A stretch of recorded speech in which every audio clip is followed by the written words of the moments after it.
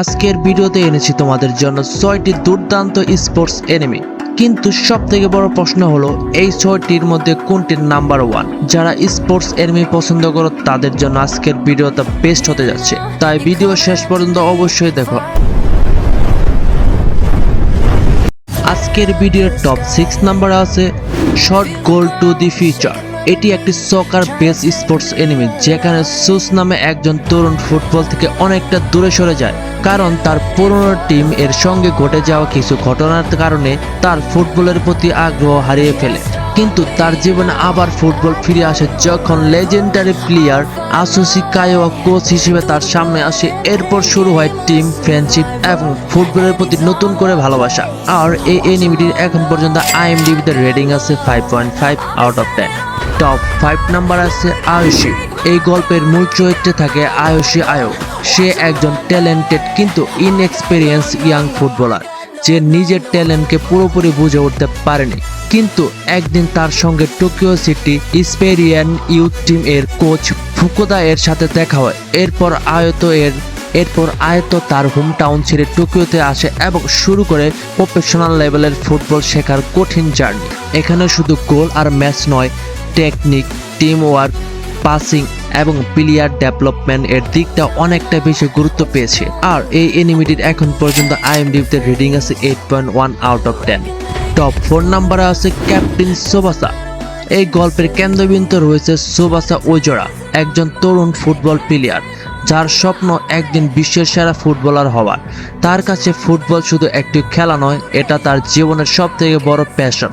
নতুন টিম, কঠিন প্রতিপক্ষ এবং একের পর এক কম্পিটিশনের মধ্য দিয়ে সোবাসার নিজের স্কিলের ডিটারমিনেশন দিয়ে সামনে এগিয়ে যায়।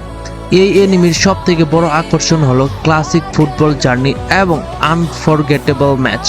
এখন পর্যন্ত এই এনিমিটির আইএমডিবিতে রেটিং আছে 8.1 আউট অফ 10। টপ 3 নম্বরে আছে ব্লু লাগ। এটি এমন একটি ফুটবল এনিমি যেখানে টিম ওয়ার্কের চেয়ে বেশি গুরুত্বপূর্ণ হয়ে ওঠে ইগো। জাপানের সবথেকে বড় ফুটবল প্রবলেম সমাধানের জন্য একটি ইউনিক প্রোগ্রাম চালু করা হয়, যার নাম হচ্ছে ব্লু লাগ। দেশের সেরা ইয়াং স্ট্রাইকারদের এক জায়গায় এনে তাদের মধ্যে একটি কম্পিটিশন শুরু করা হয়, যেখানে প্রত্যেকের লক্ষ্য একটাই, নিজেকে জাপানের বেস্ট স্ট্রাইকার হিসেবে প্রমাণ করা। এখানে বন্ধুত্বর পাশাপাশি রয়েছে কম্পিটিশন এবং অবিশ্বাস্য ফুটবল ম্যাচ। আর এখন পর্যন্ত এর আইএমডিবিতে রেটিং আছে 8.1 আউট অফ 10।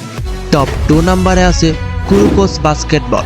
এই গল্পের কেন্দ্রবিন্দুতে রয়েছে তাৎসুয়া কুরুকো এবং টাইগার কাকামি। কুরুকো দেখতে খুব সাধারণ একজন বাস্কেটবল প্লেয়ার হলেও তার রয়েছে একটি বিশেষ অ্যাবিলিটি। সে নিজের প্রেজেন্টকে এতটাই কমিয়ে রাখতে পারে যে প্রতিপক্ষ তাকে প্রায়ই দেখতে পায় না।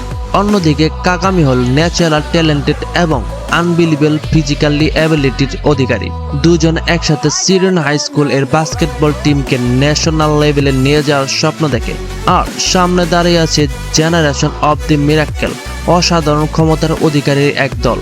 এখন পর্যন্ত এর আইএমডিবিতে রেটিং আছে 8.2 আউট অফ 10। আজকের ভিডিও টপ 1 নাম্বার আছে হাইকিউ।